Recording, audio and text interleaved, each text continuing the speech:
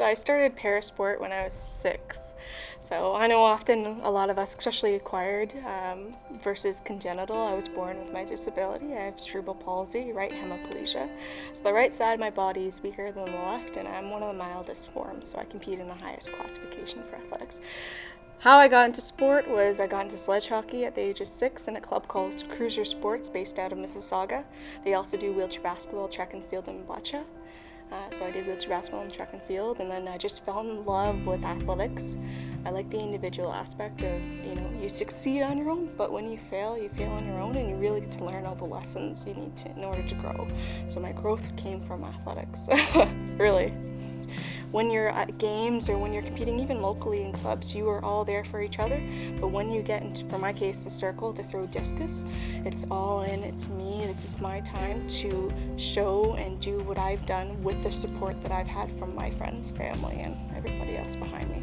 My coach, Ken Hall, he was my hockey coach in sledge hockey at the age of 6, so he's been coaching me for over a decade and a half.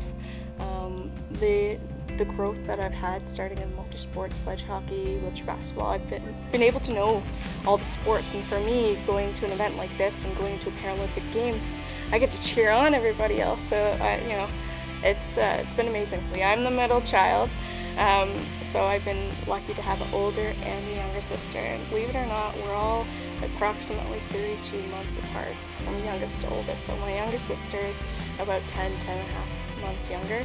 I always think she's a mistake, but that's more the sibling rivalry. They're both very supportive of me. They're both actually very involved in their own type of sport, and they do video gaming, so they enjoy that, and I'm supportive of that as well. And my mom and my father, who's now deceased, but they both have been very good, and they're the reason why I'm where I am, because of all the traveling and commitment they've made to me and to make sure that I have reached the level I have. I used to wear a hand brace and a leg brace growing up. I used to use a wheelchair for some events, so I think my growth and my body awareness and my comfort zone has really grown because of the support they've given me, and of course, again, sport. So for them, they've always told me that I'm like the brother they never had. I will go and get down and dirty in the mud. I will be out and about. I'm not very girly. I can be. We all have our traits, but that is something that they've always enjoyed calling me, and I'm okay with that. I find that a compliment. My father was a great figure for me growing up. My mother and my father, they have the best love I've ever seen. So I really tried for the London 2012 games, and he was really involved, especially in sledge hockey and then moving forward. So for me, having that support from him and my mom was huge, and then of course having him pass away, that was difficult for our family, but that was a good drive for me in 2016. Unfortunately, some of my other fellow athletes had the same experience.